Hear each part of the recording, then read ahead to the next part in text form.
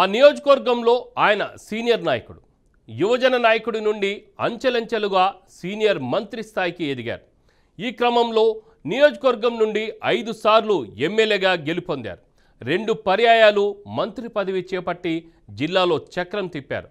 తమ జిల్లాలోని మిగతా సెగ్మెంట్లలోనూ తను అనుకున్న వారికి టికెట్ ఇప్పించుకుంటారు. నచ్చకుంటే ఓడించేస్తారు. అవసరమనుకుంటే అధినేతపైనే తిరుగుబాటు జెండా ఎగరేస్తారు. అది ఆయన మార్క్ పాలిటిక్స్. ఇంతకీ ఎవరైనా, ఏదా నియోజకవర్గం? Let's watch the story.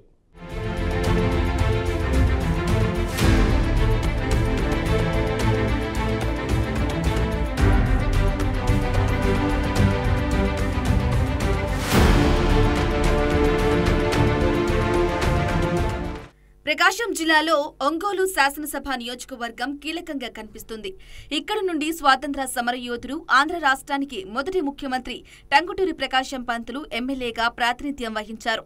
1940-50 దశకాల్లో Andhra రాజకీయాల్లో ప్రముఖంగా వెలుగొందిన వ్యక్తుల్లో ప్రకాశం ఒకరు. అనంతరం పలువురు రాజకీయ నాయకులు ఇక్కడి నుండి ప్రాతినిధ్యం వహించారు. వారిలో బాలినేని శ్రీనివాసరెడ్డి 2 పర్యాయాలు మంత్రిగా పనిచేశారు. జిల్లా యువజన కాంగ్రెస్ అధ్యక్షుడిగా, వైసీపీ ప్రకాశం జిల్లా అధ్యక్షుడిగా పనిచేశారు.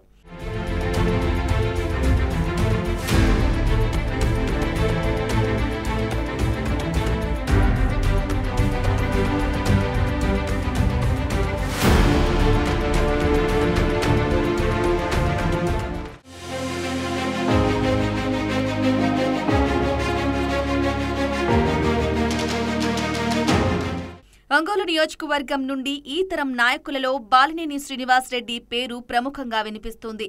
ఆయన కాంగ్రెస్ పార్టీ నుండి రాజకీయ రంగంలోకి అడుగుపెట్టారు. పార్టీలో కార్యకర్త నుండి అంచెలంచెలుగా ఎదిగారు.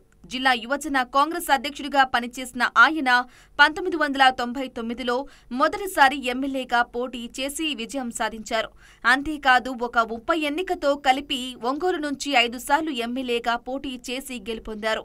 1999, 2004, 2009 ఎన్నికల్లో కాంగ్రెస్ తరపున వరుసగా 3 సార్లు ఎమ్మెల్యేగా గెలుపొందిన ఆయన 2012లో ఉప ఎన్నికతో పాటు 2019 ఎన్నికల్లో ఆయన వైఎస్ఆర్ కాంగ్రెస్ పార్టీ తరపున విజయం సాధించారు. ఇదిలా ఉంటే 2009లో వైఎస్ రాజశేఖర రెడ్డి 2వ కేబినెట్లో బాలినేని శ్రీనివాసరెడ్డి మంత్రిగా పనిచేశారు. 2019లో వైఎస్ జగన్ కేబినెట్లోనూ విద్యుత్ శాఖ మంత్రిగా బాధ్యతలు చేపట్టారు.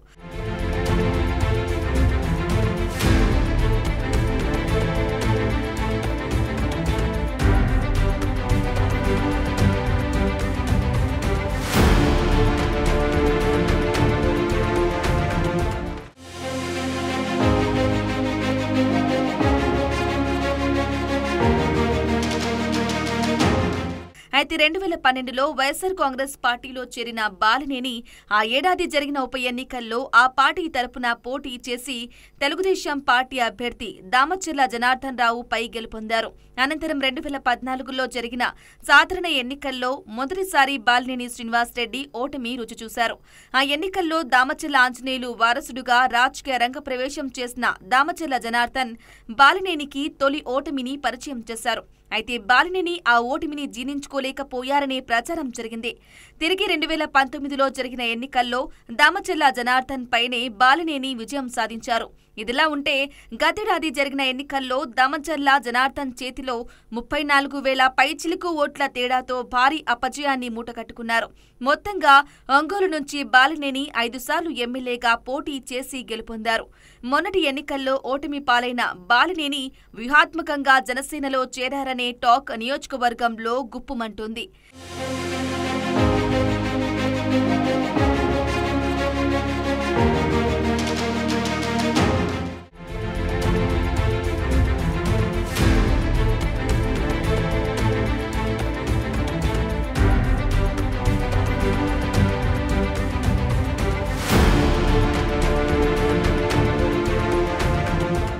ఇదిలా ఉంటే 2009లో వైఎస్ రాజశేఖర రెడ్డి రెండవ కేబినెట్లో బాలినేని శ్రీనివాసరెడ్డి మంత్రిగా పనిచేశారు. 2019లో వైఎస్ జగన్ కేబినెట్లోనూ విద్యుత్ శాఖ మంత్రిగా బాధ్యతలు చేపట్టారు. అయితే గత ప్రభుత్వ హయాంలో విద్యుత్ కొనుగోలు ఒప్పందంలో అప్పటి సీఎం జగన్ రెడ్డిపై వేల కోట్ల అవినీతి ఆరోపణలు పెద్ద ఎత్తున వెల్లువెత్తాయి. దీనిపై అమెరికాలో కేసు నమోదైంది. అయితే ఈ ఒప్పందంపై విద్యుత్ శాఖ మంత్రిగా తాను సంతకం చేయలేదని, అర్ధరాత్రి నిద్రలేపి సంతకం చేయమంటే అనుమానం వచ్చి సంతకం చేయనని చెప్పేశానన్నారు. కానీ ఆ ఒప్పందాన్ని కేబినెట్లో పెట్టి ఆమోదించుకున్నారని వెల్లడించారు. అయితే అమెరికా కేసులో జగన్ పాత్ర నిజమే అయితే క్షమించరానిదని, అలాంటివి చూస్తే జగన్ వద్ద విద్యుత్ మంత్రిగా ఎందుకు పనిచేశానా అని బాధపడుతున్నానని సందర్భం వచ్చినప్పుడల్లా బాలినేని ఆవేదన వ్యక్తం చేస్తుంటారు. ఈ క్రమంలో బాలినేని వైసీపీకి రాజీనామా చేసి 2024 సెప్టెంబర్లో ఉప ముఖ్యమంత్రి పవన్ కళ్యాణ్ సమక్షంలో జనసేన పార్టీలో చేరారు.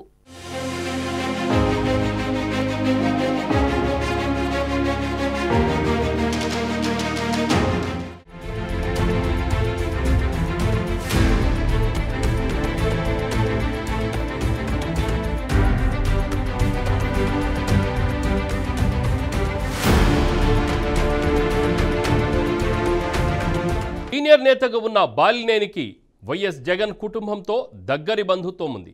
ఈ నేపథ్యంలో 2012లో జగన్ స్థాపించిన వైఎస్ఆర్సీపీలో చేరేందుకు బాలినేని తన పదవికి రాజీనామా చేశారు. అయితే కొన్నాళ్లు ఆ పార్టీలోనే ఉండి మంత్రిగా కూడా కొనసాగిన బాలినేని అధినేత వ్యవహారం నచ్చకే అంటి ముట్టనట్టు వ్యవహరించి చివరికి పార్టీ మారారా? వైఎస్ఆర్సీపీ అధికారం కోల్పోతుందని ముందే ఊహించిన ఆయన వ్యూహాత్మకంగా అడుగులు వేసి రెడ్ బుక్లో తన పేరు లేకుండా చేసుకొని సేఫ్ అయ్యారా?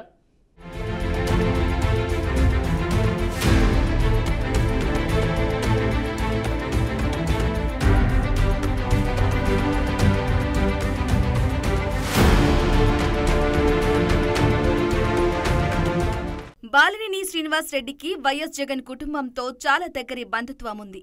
ఈ నేపథ్యంలోనే 2012లో జగన్ స్థాపించిన వైఎస్ఆర్సీపీలో చేరేందుకు తన ఎమ్మెల్యే మంత్రి పదవికి రాజీనామా చేసి జగన్ పార్టీలో చేరిపోయారు.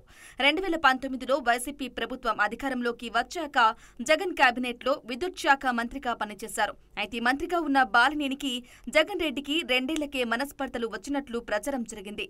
దీంతో జిల్లాలోనే ఓ కుదుపు వచ్చింది. ఇద్దరికీ పడనంతా చెడింది. ఈ క్రమంలో బాలినేనిని జగన్ కేబినెట్ నుండి తొలగించారనే ప్రచారం హాట్ టాపిక్ అయింది. దీంతో తీవ్ర మనస్తాపానికి గురైన బాలినేని 2024 ఎన్నికల వరకు పార్టీతో అంటిముట్టనట్లు వ్యవహరించారు.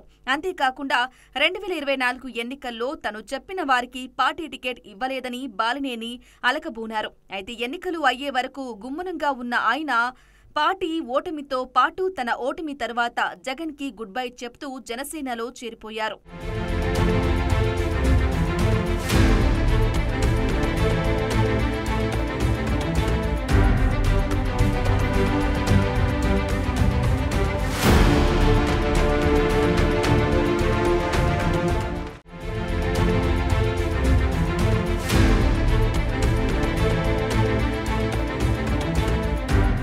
అయితే గత ప్రభుత్వ హయాంలో విద్యుత్ కొనుగోలు ఒప్పందంలో అప్పటి సీఎం జగన్ రెడ్డిపై వేల కోట్ల అవినీతి ఆరోపణలు పెద్ద ఎత్తున వెల్లువెత్తాయి. దీనిపై అమెరికాలో కేసు నమోదయ్యింది.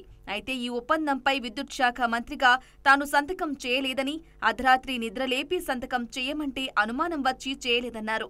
కానీ ఆ ఒప్పందాన్ని కేబినెట్లో పెట్టి ఆమోదించుకున్నారని వెల్లడించారు. అయితే అమెరికా కేసులో జగన్ పాత్ర నిజమే అయితే క్షమించరానిదని, అలాంటివి చూస్తే జగన్ వద్ద విద్యుత్ మంత్రిగా ఎందుకు పనిచేశానా అని బాధపడుతున్నారని సందర్భం వచ్చినప్పుడల్లా బాలినేని ఆవేదన వ్యక్తం చేస్తుంటారు. ఈ క్రమంలో బాలినేని వైసీపీకి రాజీనామా చేసి 2024 సెప్టెంబర్లో ఉప ముఖ్యమంత్రి పవన్ కళ్యాణ్ సమక్షంలో జనసేన పార్టీలో చేరారు.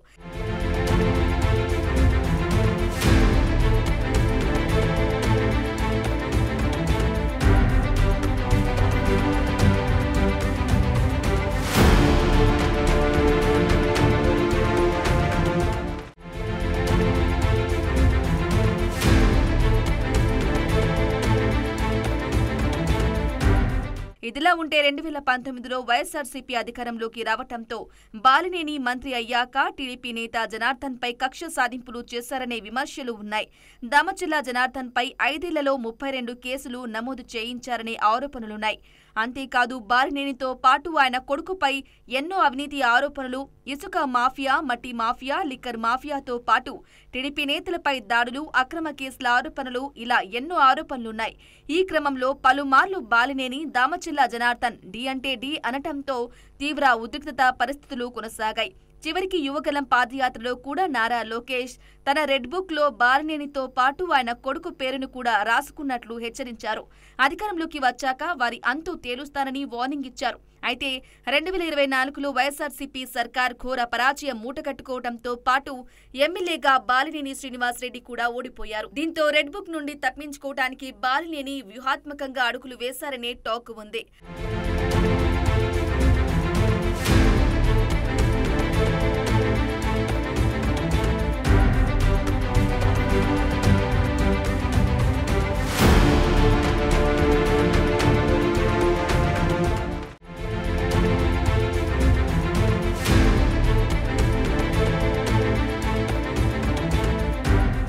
అయితే బాలినేని ఓటమితో తన చిరకాల ప్రత్యర్థి ప్రస్తుత Ongole MLA Damacharla Janardhan hot comments చేశారు. తన అవినీతిని కాపాడుకోవడం కోసం పార్టీ మారినా బాలినేనిని, అతని కొడుకుని వదిలిపెట్టను. పవన్ కళ్యాణ్ కూడా బాలినేని కాపాడలేడని హాట్ కామెంట్స్ చేయడంతో ఒంగోలులో మరోసారి ఉద్రిక్త పరిస్థితులు కొనసాగాయి. కానీ ఆ వాతావరణం కాస్త చల్లబడిపోయింది. ఏమి జరిగిందో తెలియదు కానీ అప్పటి వరకు బాలినేని రాకను వ్యతిరేకిస్తూ నానా రచ్చ చేసిన జనసేన నేతలు కూడా సైలెంట్ అయ్యారు. బాలినేని అంతు చూస్తానన్న జనార్దన్ కూడా సైలెంట్ కావటంతో జిల్లాలోని రాజకీయ నేతలు ముక్కున వేలేసుకున్నారు. యువగలం పాదయాత్రలో లోకేష్ కూడా రెడ్ బుక్ లో బాలినేని శ్రీనివాసరెడ్డి, అతని కొడుకు ప్రణీత్ పేర్లు ఉన్నాయని, మా పార్టీ కార్యకర్తలను వేధించిన బాలినేనిని, అతని కొడుకును వదిలిపెట్టనని చేసిన శపథాన్ని లోకేష్ కూడా మర్చిపోయాడేమోనని టీడీపీ శ్రేణులు గుసగుసలాడుకుంటున్నారు.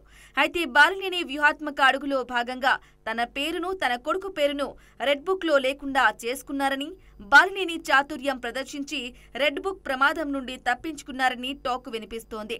మొత్తానికి బాలినేని, ఆయన కుమారుడు సేఫ్ ఫ్రమ్ రెడ్ బుక్ అనే ప్రచారమైతే జరుగుతుంది.